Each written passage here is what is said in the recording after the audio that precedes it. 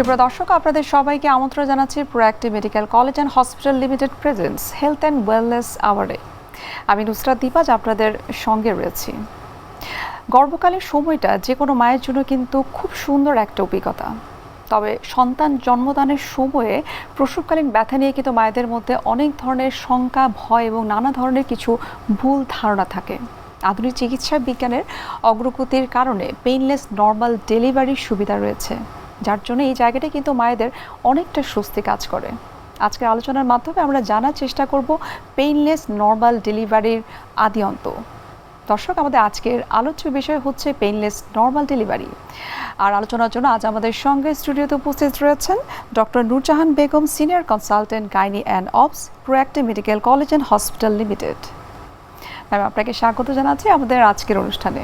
আপনাকেও ধন্যবাদ। Ma'am, normal যে ডেলিভারির ক্ষেত্রে যে পেইনলেস প্রসিডিউরটা আপনারা করে থাকেন, সেটার ম্যানেজমেন্ট আসলে কেমন হয়ে থাকে?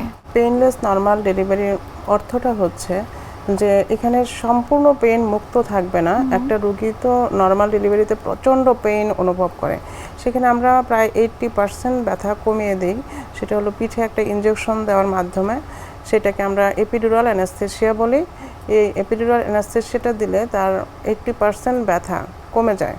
কিন্তু পেশেন্টের কিছু কিছু চাপ এবং তার যে প্রেশার আসতেছে সেটা সে বুঝতে পারবে, এবং সে হাত দিয়ে ধরলেও সে বুঝতে পারবে এবং সে হাঁটাচলাও করতে পারবে, একেবারে অবশ হয়ে যাবে না।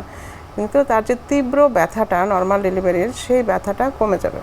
এতে করে তার সুন্দরভাবে নর্মাল ডেলিভারি হয়। এতে করে তার একটা মেজর অ্যাবডোমিনাল অপারেশন, সেখান থেকে সে মুক্তি পাচ্ছে। তাহলে সিজারিয়ান সেকশনের হারটা অনেক কমে যাবে। আমার যে পেইনলেস নর্মাল ডেলিভারিটা করা হবে, সেটার জন্য যে প্রসিডিউরটা, সেটা আপনি বললেন যে একটা ইনজেকশন দেওয়া হয়। তো তার আগে পরে কি কোনো ধরনের আরো প্রিপারেশনের দরকার রয়েছে কি? হ্যাঁ, তার প্রিপারেশন আছে। প্রথম হলো পেশেন্ট সিলেকশন, যে কোন কোন রোগীর ক্ষেত্রে আমরা এই নর্মাল ডেলিভারিটা করতে পারবো, পেইনলেস নর্মালে যেতে পারবো। যেমন যে স্বাভাবিক ডেলিভারির জন্য যেসব রোগীগুলো প্রযোজ্য, তাদেরকে আমরা সাধারণত সিলেক্ট করে থাকি। তার ম্যাটার্নাল যেরকম সিলেকশন, যেমন তার পেলভিসটা অ্যাডেকুয়েট থাকা লাগবে, মানে বাচ্চা হওয়ার যে পথটা সেটা অ্যাডেকুয়েট থাকা লাগবে। তারপরে তার বড় ধরনের কোনো কমপ্লিকেশন থাকা যাবে না, যেমন উচ্চ রক্তচাপ, তারপরে অ্যান্টিপার্টাম হিমোরেজ, আগে যে বাচ্চা পেটে থাকতেই যে তার রক্তপাত হয়, এগুলো থাকা চলবে না। তাছাড়া মায়ের জটিল কোনো সমস্যা, যেমন প্লাটলেট কম বা হার্টের কোনো মেডিসিন নিচ্ছে বড় ধরনের, এই ধরনের পেশেন্টকে করা যাবে না। অথবা কোনো মেজর ডিজিজ বা মেজর অপারেশন যদি তার মেরুদণ্ডের ভিতরে হয়ে থাকে, তাদেরকে করা যাবে না। আপনি যে হসপিটালে কাজ করছেন, সেখানে পেইনলেস নর্মাল ডেলিভারির প্রসিডিউরটা আসলে কিভাবে আপনারা করে থাকেন? আমি যে প্রোঅ্যাক্টিভ মেডিকেল কলেজ অ্যান্ড হসপিটালে আমি আছি সিনিয়র কনসালটেন্ট হিসেবে, ওটা ওয়েল ইকুইপড একটা হসপিটাল। সব সুযোগ সুবিধা আছে পেইনলেস নর্মাল ডেলিভারি করার জন্য। একটা ওয়েল ইকুইপড টিম, দক্ষ ডাক্তার, তাছাড়া কনসালটেন্ট, দক্ষ জুনিয়র ডক্টর আছে, দক্ষ নার্স আছে, মিডওয়াইফ আছে। তাছাড়া আমাদের সবচেয়ে ইম্পর্টেন্ট যেটা, যে পেইনলেস করার জন্য যে আমাদের অ্যানেস্থেটিস্ট, আমাদের হসপিটালে 24 ঘন্টায় অ্যানেস্থেটিস্ট অ্যাভেলেবল আছে। আমরা যে কোনো সময় যে কোনো রোগীর নর্মাল ডেলিভারি মানে পেইনলেস করতে হলে যে কোনো সময় আমরা অ্যানেস্থেসিয়া দেওয়ার সুযোগটা আছে এখানে। এছাড়া একদম হসপিটালের কাছেই আমরা থাকি। পেইনলেস করতে গেলে যেমন 12 থেকে 18 ঘন্টা একটা মনিটরে রাখতে হয় পেশেন্টকে, তখন ফিটাল মনিটরিং, যত ধরনের সুযোগ সুবিধা সব কিছুই ওখানে আছে। এনি ইমার্জেন্সি হলে বাচ্চার ডেলিভারির পরে এনআইসিউ আছে, একদম সুসজ্জিত এনআইসিউ, তারপর আইসিইউ আছে, মানে সব ধরনের সুযোগ সুবিধাই আছে, যে যার জন্য কোনো ধরনের কোনো কমপ্লিকেশন হয় না। আমরা সুন্দরভাবে পেইনলেস নর্মাল ডেলিভারিটা করে থাকি। পেইনলেস নর্মাল ডেলিভারির কারণে কি আসলে সিজারিয়ান সেকশন বা সিজার করার যে প্রবণতাটা, সেটা কি আসলে অনেকটাই কমে এসেছে? হ্যাঁ, অবশ্যই। কারণ হচ্ছে আমাদের দেশের মায়েদের, মানে যারা নিউলি মা হচ্ছে, তাদের মেইন একটা ভয় থাকে হচ্ছে তীব্র পেইনটাকে তারা মানে ভয় পায়, ব্যথাটা তারা নিতে চায় না, নিতে পারে না। পেইনলেস ডেলিভারির মেইন উদ্দেশ্যটাই হচ্ছে আমাদের এই তীব্র ব্যথাটা কমিয়ে দেওয়া। এতে করে আমাদের দেশের সিজারিয়ান সেকশনের রেট অনেক কমে যাচ্ছে। তাতে করে মেজর একটা অপারেশনের যত যত কমপ্লিকেশন আছে, সেটা থেকে একটা পেশেন্ট মুক্তি পাচ্ছে, এবং সে খুব দ্রুত পরের দিনই সে ছুটি নিয়ে বাসায় যেতে পারছে, তার বাচ্চাকে টেক কেয়ার করতে পারছে, তার স্বাভাবিক কাজকর্ম শুরু করতে পারছে। নর্মাল ডেলিভারির ক্ষেত্রে যে একজন মায়ের কিন্তু শারীরিকভাবে এবং মানসিকভাবে কিন্তু অনেকটা ধকল কিন্তু যে থাকে, কিন্তু পেইনলেস ডেলিভারির ক্ষেত্রে নিশ্চয়ই সেটা অতটা কাজ করে না। তার তো ব্যথা কমে যাওয়াতে সে অনেকটা রিল্যাক্স থাকে, মেন্টালি প্লাস ফিজিক্যালি অনেকটাই সে স্বস্তির মধ্যে থাকে, এবং তার জ্বরের মুখটাও খুব দ্রুত খুলতে শুরু করে। হয়তো দ্বিতীয় স্টেজে যে তার একটু হয়তো 15-20 মিনিট দেরি হয়, কিন্তু সুন্দরভাবে নর্মাল ডেলিভারিটা করতে পারে। কারণ আমরা যে এপিডুরাল অ্যানেস্থেসিয়াটা দেই, এরপরে সে মোটেও কোনো অবশ হয়ে যায় না, সে হাঁটাচলা করতে পারে, তার যে চাপ আসতেছে সেটা সে বুঝতে পারে। এপিডুরাল অ্যানেস্থেসিয়া দেওয়ার পরে পেশেন্টকে আমরা মনিটর করি, CTG machine, continuous CTG machine দিয়ে আমরা বাচ্চাকে মনিটর করি। সিটিজি মেশিনে কিন্তু এটা বোঝা যায় যে তার যখন একদম কন্ট্রাকশন আসছে, তখন আমরা ওইটা দেখে পেশেন্টকে বলতে পারি যে এখন তোমাকে চাপ দিতে হবে, চাপ দিলে এখন মানে বাচ্চা পুশ করার জন্য আমরা এটা ওটা বলতে পারি। সিটিজি মেশিনের মনিটর করেও আমরা এটা সুন্দরভাবে বলতে পারি পেশেন্টকে। অনেকের মধ্যে কিন্তু একটা ভ্রান্ত ধারণা কাজ করে থাকে যে এপিডুরাল যে ইনজেকশনের কথা আপনি বলছিলেন, যে সেটি দিলে অনেক সময় দেখা যায় গর্ভবতী মা তিনি নিজে হয়তো কোনো কারণে ক্ষতিগ্রস্ত হতে পারেন, অথবা তার গর্ভস্থ শিশুর কোনো ক্ষতি হতে পারে। এটার কোনো বৈজ্ঞানিক ব্যাখ্যা রয়েছে কিনা, নাকি এটা মিসকনসেপশন? এটা ক্ষতির কোনো সম্ভাবনা নাই, এটা একদম নিরাপদ। কারণ এখানে এপিডুরাল অ্যানেস্থেসিয়াতে খুবই আলট্রা ডোজ, মানে অল্প ডোজে মেডিসিনটা ইউজ করা হয়, এটা ভার্টিব্রাল স্পেসে দেওয়া হয়। এতে তার কোনো ধরনের সমস্যাই হয় না, বরং এটার জন্য কোনো ব্যথা বা কিছু, এটা সাধারণ মানুষ মনে করে যে এই পিঠে ইনজেকশন দিলেই বোধহয় তাদের ব্যথা হচ্ছে, আসলে কিন্তু সেটা না। এটার সাথে ব্যথার কোনো সম্পর্ক নাই। হতে পারে যে সে বাচ্চা বেয়ার করলে তার মেরুদণ্ডে একটা চাপ পড়ে, তাছাড়া আমাদের দেশে ভিটামিন ক্যালসিয়ামের অভাব থাকে, ঘাটতি থাকে, সেটার জন্য একটু তার ব্যথা হতে পারে, কিন্তু এপিডুরাল অ্যানেস্থেসিয়ার সাথে ব্যথার কোনো সম্পর্ক নেই। এক্ষেত্রে নর্মাল ডেলিভারির পরবর্তী সময়টাতে আমরা তো সাধারণত দেখা যায় যে মাকে নিয়ে ব্যস্ত থাকি, তার পাশাপাশি কিন্তু সন্তানের নিরাপত্তার বিষয়টা কিন্তু এক্ষেত্রে কিন্তু চলে আসে। এক্ষেত্রে আপনারা আসলে কি কি বিষয় মেনটেন করে থাকেন, বা প্রোটোকলটা আসলে কি থাকে? এপিডুরাল অ্যানেস্থেসিয়া দিয়ে যে আমরা ডেলিভারি করে থাকি, সেটা বাচ্চাকে আমরা হসপিটাল মনিটর করি। আমরা প্রতি হাফ আওয়ারলি, এটা আধা ঘন্টা পর পরই বাচ্চাকে আমরা মনিটর করি। পেইনলেস ডেলিভারি করার জন্য আমাদের প্রোঅ্যাক্টিভ হসপিটালের দক্ষ টিম আছে। আমরা কন্টিনিউয়াস মনিটর করি যাতে বাচ্চার কোনো ধরনের কোনো ডিস্ট্রেস না হয়। ডিস্ট্রেস হইলে সেই ক্ষেত্রে ইমিডিয়েট আবার এপিডুরালের রুট দিয়েই আমরা একটু ওই অ্যানেস্থেসিয়া একটু বাড়িয়ে দিয়ে আমরা তাকে সাথে সাথে সিজার করে ফেলতে পারি। তারপরে যদি বাচ্চার কোনো শ্বাসকষ্ট বা ডিপ্রেশন থাকে, তা আমাদের এনআইসিউর ব্যবস্থা আছে, সাথে সাথে আমরা বাচ্চাকে এনআইসিউতে নিতে পারি। আর হচ্ছে নর্মাল ডেলিভারি যদি হয় তাহলে তো খুব ভালোভাবেই তার সুন্দরভাবে নর্মাল ডেলিভারি হয়। সেই ক্ষেত্রেও আমাদের ডক্টর, এনআইসিউর ডক্টর প্রেজেন্ট থাকে বাচ্চা ডেলিভারি হওয়ার সাথে সাথে, বাচ্চা যাতে সুন্দরভাবে টেক কেয়ার হয়, সব কিছুই সুন্দরভাবে এটা ব্যবস্থা থাকে আমাদের। এক্ষেত্রে একজন মা যখন পেইনলেস নর্মাল ডেলিভারি করার ডিসিশন নিয়ে থাকেন, তার আগে নিশ্চয়ই আপনারা কাউন্সিলিং করে থাকেন। সেই কাউন্সিলিংটা আসলে কিভাবে করে থাকেন আপনারা? হ্যাঁ, কাউন্সিলিং হলো যে প্রথমে তার ব্যথা আসতে হবে, জরায়ুর মুখ, একটা ন্যাচারাল পেইন আমরা আশা করি যে বাচ্চা হওয়ার জন্য যেটা ন্যাচারাল পেইন দরকার, সেই পেইনটা আসলে সেই ক্ষেত্রে সাকসেস রেটটা অনেক বেড়ে যায়। ন্যাচারাল পেইন রোগীর আসবে, তার আগে আমি আমার মাকে মনিটর করি, মানে চেক করি যে তার এটা সুন্দরভাবে নর্মাল হওয়ার মতো সম্ভাবনা কতটুকু আছে, তার কোনো ধরনের কমপ্লিকেশন আছে কিনা সেগুলো দেখি। তারপর তাকে আমরা কাউন্সিলিং করি যে একটা ন্যাচারাল পেইন যখন আসবে, তীব্র ব্যথা যখন আসবে, তখন হসপিটালে আসবে। হসপিটালে আসার পরে আমরা যখন দেখবো যে জরায়ুর মুখ 4 সেন্টিমিটার ওপেন হয়েছে। এই জায়গাটা একটু জানতে চাইবো যে তার যখন ডেলিভারির জন্য তিনি প্রস্তুত হবেন, তখনই কি আসলে ইনজেকশনটা দেওয়া হয়, যে এপিডুরাল ইনজেকশনের কথা বলছিলেন, নাকি এক্সপেক্টেড যে ডেলিভারির ডেট থাকে সেই অনুযায়ী যখন একজন মায়ের ন্যাচারাল পেইনটা হয় তখন আপনারা ইনজেকশনটা দিয়ে থাকেন? ন্যাচারাল পেইন ওঠার সাথে সাথেই আমরা দেই না, পেইন উঠে জরায়ুর মুখটা 4 সেন্টিমিটার ওপেন হওয়া লাগবে, মানে অ্যাক্টিভ ফেজে যেতে হবে পেশেন্টকে। লেবার পেইনের দুইটা ফেজ থাকে, একটা হলো লেটেন্ট ফেজ, একটা হলো অ্যাক্টিভ ফেজ। অ্যাক্টিভ ফেজে যখন আসবে তখন আমরা তাকে, মানে 4 সেন্টিমিটার যখন জরায়ুর মুখ খুলবে, তখন আমরা তাকে একটা এপিডুরাল অ্যানেস্থেসিয়া দিব, এবং পেশেন্টকে আমরা বুঝিয়ে দিই যে 80% ব্যথা কমে যাবে, আর হালকা হালকা একটু ব্যথা সে বুঝতে পারবে, এবং তার যে কন্ট্রাকশন আসতেছে, পেটে চাপ আসতেছে, সেটা সে বুঝতে পারবে, সে হাঁটাচলাও করতে পারবে, সব কিছুই স্বাভাবিক থাকবে। আর আমরা তাকে মনিটর করব সিটিজি মেশিন দিয়ে, সবসময় তাকে মনিটর করব। আমাদের টিম তাকে সাপোর্ট দিবে। তারপর আমাদের দক্ষ অ্যানেস্থেটিস্ট আছে, 24 ঘন্টা অ্যাভেলেবল আমাদের হসপিটালে দক্ষ অ্যানেস্থেটিস্ট আছে, তারা দেখে তার পেশেন্টকে এপিডুরাল অ্যানেস্থেসিয়া দেওয়া হয়, এবং খুব অল্প ডোজে দেওয়া হয় যাতে পেশেন্টের হাঁটাচলাটা ঠিকঠাক করতে পারে, সে জাস্ট খালি তীব্র ব্যথাটা কমে যাবে। সব গর্ভবতী মাই কি আসলে এই পেইনলেস ডেলিভারি যে ফ্যাসিলিটিসটা সেটাকে আসলে নিতে পারবে, অর্থাৎ এপিডুরাল ইনজেকশন নেওয়ার মতো যোগ্য কিনা, সেটা আপনারা কিভাবে আসলে ক্যাটাগরাইজ করে থাকেন? প্রথমে আমরা মনিটর করি যে এই মায়ের নর্মাল ডেলিভারি হওয়ার মতো সে উপযুক্ত কিনা, তার কোনো ধরনের বড় কমপ্লিকেশন আছে কিনা, যেমন প্রথমে আমরা ম্যাটারনাল হাইটটা দেখি, তার পেলভিস অ্যাডেকুয়েট আছে কিনা, তারপর মায়ের কোনো ধরনের বড় জটিলতা আছে কিনা, যেমন উচ্চ রক্তচাপ, তারপর অনাকাঙ্ক্ষিত যে রক্তপাত হওয়া বাচ্চা পেটে থাকতে সেগুলো আছে কিনা, সেগুলো আমরা এক্সক্লুড করি। ওগুলো থাকলে তো আমরা দিতে পারবো না। তাছাড়া বাচ্চার সাইজটা এভারেজ সাইজ হতে হবে, যেন তার পেলভিস দিয়ে এটা সুন্দর মতো ডেলিভারি হতে পারে। বাচ্চার মাথার পজিশনটা ঠিক থাকা লাগবে, যেন মাথাটা নিচের দিকে থাকে, গর্ভফুল যেন ঠিক জায়গায় থাকে। সেগুলো সব কিছু মনিটর করে আমরা পেশেন্টকে সিলেক্ট করি যে হ্যাঁ, সে এই নর্মাল ডেলিভারির জন্য উপযুক্ত এবং সে এপিডুরাল দেওয়ার জন্য উপযুক্ত। তাছাড়া এপিডুরাল দেওয়ার জন্য একটা স্পেশাল অ্যাটেনশন আমাদের নিতে হয়, যেমন তার প্লাটলেট কাউন্ট যেন নর্মালের মধ্যে থাকে, সে কোনো কার্ডিয়াক মেডিসিন নিচ্ছে কিনা লং টাইম, তাছাড়া তার মেরুদণ্ডে কোনো ধরনের বড় অপারেশন হয়েছে কিনা সেগুলো আমরা দেখে থাকি। ওরকম হলে আমরা দিব না। একজন মা যখন গর্ভবতী হন তখন থেকে আসলে মানসিকভাবে তাকে প্রিপারেশন নিতে হয় যে তিনি আসলে নর্মাল ডেলিভারি করাতে চান। এক্ষেত্রে কি শুরু থেকেই আপনারা একজন মাকে কাউন্সিলিং করে থাকেন নর্মাল ডেলিভারি করানোর জন্য? হ্যাঁ, আমরা শুরু থেকেই পেশেন্টকে মেন্টালি প্রিপেয়ার্ড করি যে এরকম নর্মাল ডেলিভারি একটা ফিজিওলজিক্যাল প্রসেস, এটা সুন্দরভাবে আমরা নর্মালি আমরা করে দিতে পারি চাইলেই। তাহলে পেশেন্ট মেন্টালি প্রিপেয়ার থাকে যে তাকে একটা এই প্রসেসের মধ্যে যেতে হবে।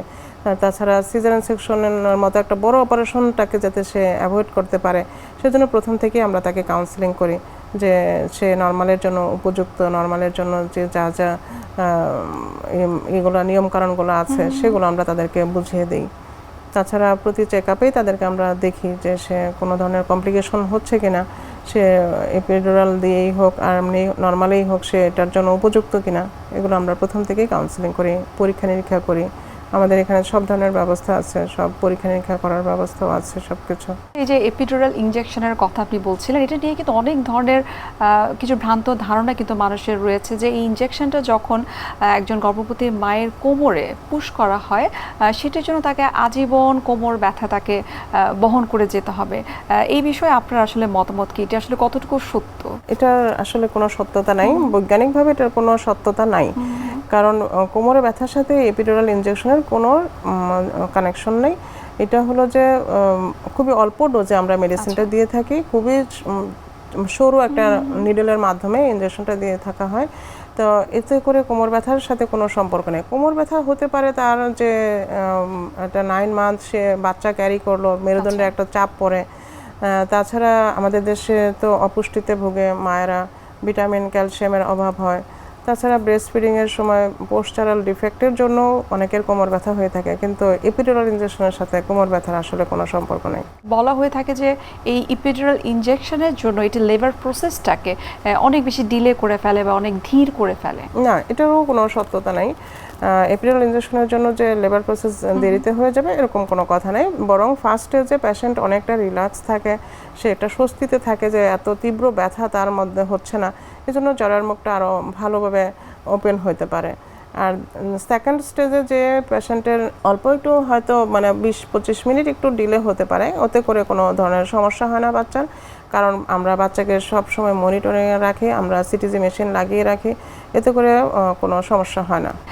ব্যথাবিহীন এই ডেলিভারির প্রসেসে মা আসলে চিকিৎসকদেরকে কতটা সহায়তা করে থাকেন ডেলিভারির সুবিধার ক্ষেত্রে? প্রথমেই আমি বলেছি যে এখানে আমরা যে পেইনলেস ডেলিভারির জন্য যে এপিডুরাল অ্যানেস্থেসিয়াটি দিই খুবই অল্প ডোজ, একদম আলট্রা লো ডোজ, যে এই লো ডোজে পেশেন্ট হয়তো তীব্র ব্যথাটা অনুভব করতে পারবে না, কিন্তু তাকে যে স্পর্শ করলে সে বুঝতে পারবে। তাছাড়া তার যে ভিতরে একটা কন্ট্রাকশন হচ্ছে, একটা চাপ অনুভব হচ্ছে, সেটা সে বুঝতে পারবে, সেটা সে বলতে পারবে যে তার বুঝতে পারবে যে তার চাপ আসছে, তখন সে ওই পুশ করতে থাকবে, নিচের দিকে পুশ করতে থাকবে। তাছাড়া আমরা কন্টিনিউয়াস মানে সিটিজি মেশিন দিয়ে আমরা মনিটর করি, যখন তার কন্ট্রাকশন আসছে তখন সিটিজি মেশিনেও আমরা বুঝতে পারি যে এখন তার তীব্র পেইন আসছে এবং চাপ আসছে, তখন সেটা দিয়ে আমরা পেশেন্টকে বলতে পারি, গাইড করতে পারি যে হ্যাঁ এখন চাপ দাও, তাহলে বাচ্চার প্রোগ্রেস হবে। অর্থাৎ এক্ষেত্রে ডাক্তারদের এবং নার্স যারা রয়েছে তাদের একটা সম্মিলিত একটা প্রচেষ্টা কিন্তু থাকে এবং সাপোর্ট থাকে। হ্যাঁ, পেশেন্ট নিজেও বুঝতে পারে। ম্যাম, এখন আপনার কাছে একটু জানবো, এই যে সিজারিয়ান সেকশনে একজন মায়ের কিন্তু একটা লম্বা সময় ধরে কিন্তু রিকভারি সময় লাগে, কিন্তু পেইনলেস নর্মাল ডেলিভারির ক্ষেত্রে আসলে হিলিংয়ের জন্য কি খুব দ্রুত সময় লাগে, নাকি ওই সিজারিয়ান সেকশনে যেরকম সময় লাগে 3 দিন 4 দিন পর্যন্ত একটা ব্যথা থাকে, একই প্রসেস কি পেইনলেস নর্মাল ডেলিভারির ক্ষেত্রেও হয়? না, পেইনলেস নর্মাল ডেলিভারি তো একটা নর্মাল ডেলিভারি, এটা ন্যাচারাল প্রসেস, জাস্ট আমরা ব্যথাটা কমিয়ে দিচ্ছি, তাছাড়া তো তার নর্মাল ডেলিভারি হচ্ছে। এখানে সিজারিয়ান সেকশনে তো একটা মেজর অপারেশন, তার পেটের 7টা লেয়ার কাটা হচ্ছে, তারপর তার দীর্ঘ টাইম রেস্টের দরকার, অপারেশন উনটা মানে তার ইটা শুকাইতে একটা দীর্ঘ প্রসেসের ব্যাপার। কিন্তু পেইনলেস নর্মাল ডেলিভারিতে একটা নর্মাল ডেলিভারি, একটা ভ্যাজানাল বার্থ, এখানে ওইটার সিজারিয়ান সেকশনের সাথে এটার তো কোনো মানে এটা অনেক বেশি সুবিধা আছে। নর্মাল ডেলিভারি হলে আমরা পেশেন্টকে পরের দিনই ছুটি দিতে পারি এবং সে পরের দিন থেকেই বাচ্চাকে টেক কেয়ার করতে পারে, তার স্বাভাবিক কাজকর্ম করতে পারে, হাঁটাচলা করতে পারে, সে আর্লি রিকভারি হয়। একটু ব্রেস্ট ফিডিং এর বিষয়টা জানতে চাই আপনার কাছে। হ্যাঁ, ব্রেস্ট ফিডিং তো সে যেদিন ডেলিভারি হচ্ছে সেই সাথে সাথেই আমরা ব্রেস্ট ফিডিং করতে বলি পেশেন্টকে।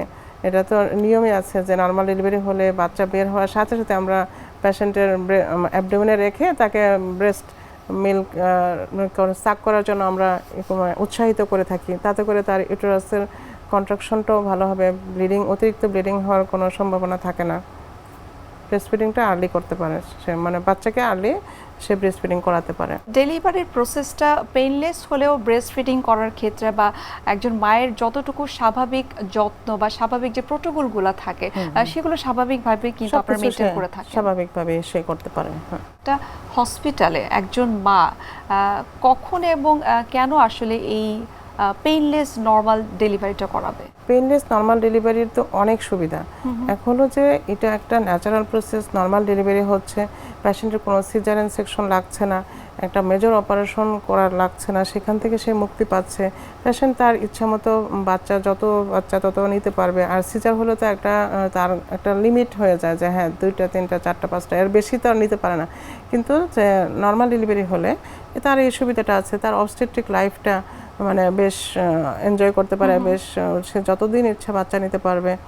তারপর তার বড় ধরনের কোনো কমপ্লিকেশন হচ্ছে না। একটা সিজার হলে যেমন একটা হার্নিয়া হতে পারে, ওন্ড ইনফেকশন হতে পারে, বড় ধরনের পরবর্তীতে বাচ্চার ক্ষেত্রে প্লাসেন্টা প্রিভিয়া হতে পারে, মানে মায়ের অনেক ধরনের স্বাস্থ্য ঝুঁকি থাকে ওই ক্ষেত্রে। আর পেইনলেস নর্মাল ডেলিভারি তো আমাদের নর্মাল ডেলিভারি হতে উৎসাহিত করছে পেশেন্টকে, এতে করে সব দিকেই সুবিধা, পেশেন্টের অর্থনৈতিকভাবেও সুবিধা। এখানে খরচটা অনেক কম, সিজারিয়ান সেকশনের চেয়ে অনেক কম খরচে সে নর্মাল ডেলিভারি করে যাচ্ছে। আচ্ছা, পেশেন্টের জন্য ভালো, বাচ্চার জন্য ভালো, আমরাও খুব স্যাটিসফাইড যে আমরা এত ভালো সেবা দিতে পারছি, দেশের সিজারিয়ান সেকশনের রেট অনেক কমিয়ে দিতে পারছি। যে একজন মা তার সন্তান জন্মদানের ক্ষেত্রে কেন প্রোঅ্যাক্টিভ হসপিটালকে পছন্দ করবে?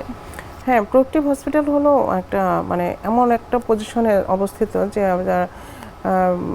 ঢাকা চিটাগাং রোডের যে একদম হাইওয়ে রোডের একদম রোডের কাছেই, আর একদম যাত্রাবাড়ি থেকে একদম খুব কাছে। আচ্ছা, ওইদিকে যত পেশেন্ট আছে, যেমন কুমিল্লা, তারপরে হচ্ছে চাঁদপুর, নোয়াখালী, যত পেশেন্ট আছে সব মানে হাই রিস্ক পেশেন্টগুলো এই দিক দিয়ে তারা মানে ঢাকায় পৌঁছাতে হয়তো আরও টাইম লাগবে। সেই ক্ষেত্রে আমাদের পজিশনটা এমন জায়গা যেখানে আমাদের সব কিছু সুবিধা আছে, আইসিইউ, এনআইসিইউ, তারপর হচ্ছে পিআইসিইউ, তারপর আমাদের 24 ঘন্টা অ্যানেস্থেটিস্ট অ্যাভেলেবল, আমরা গাইনি সার্জন অ্যাভেলেবল, 24 ঘন্টায় আমরা হসপিটালের কাছেই আমাদের বাসা।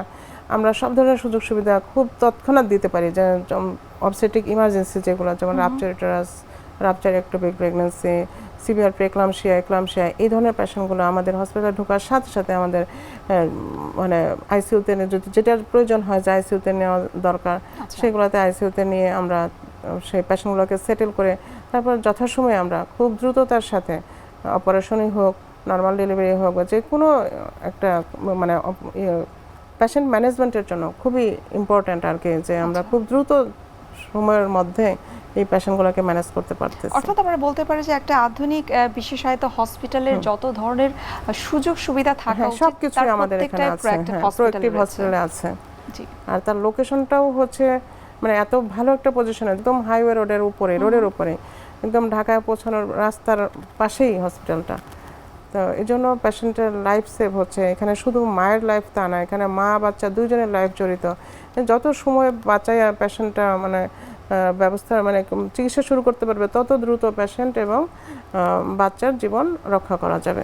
আমরা অনুষ্ঠানের একেবারে শেষ পর্যায়ে, তবে তার আগে আপনার কাছে ছোট্ট করে জানতে চাই যে আমরা সবাই কিন্তু জানি যে প্রোঅ্যাক্টিভ হসপিটাল শুধুমাত্র একটা হসপিটাল নয়, সেবার বাইরেও কিন্তু আপনারা বিভিন্ন ধরনের মাঠ পর্যায়ে বিভিন্ন কাজকর্ম আপনারা করে থাকেন। যেমন আমরা যদি বলি যে নারীদের স্বাস্থ্য সচেতনতা এবং সামাজিক দায়বদ্ধতার দিক থেকেও কিন্তু অনেক ধরনের সেবাক্রম আপনারা পরিচালনা করে থাকেন, সেই সম্পর্কে একটু জানবো। হ্যাঁ, প্রোঅ্যাক্টিভ হসপিটালে আমরা বিভিন্ন যেমন বিভিন্ন সেক্টরেই করা হচ্ছে। আর আমাদের গাইনি অফিসের বিষয়গুলোতে যেমন বিভিন্ন বিশ্ববিদ্যালয়গুলোতে বা স্কুলগুলোতে যে নারীদের স্বাস্থ্য সচেতন করার জন্য, যেমন মাসিক চলাকালীন যে হাইজিন মেনটেন সেগুলো নিয়ে, তারপরে ব্রেস্ট ক্যান্সার সচেতনতা হিসাবে, তারপরে সার্ভাইকাল ক্যান্সার, জরায়ুর মুখের ক্যান্সার কীভাবে এগুলোতে সচেতন থাকা যায়, তারপরে হচ্ছে যে গর্ভকালীন মায়েদের কিভাবে সেবা যত্ন নিতে হয়, এগুলো নিয়ে কিন্তু ওদের স্কুল, তারপরে ইউনিভার্সিটি,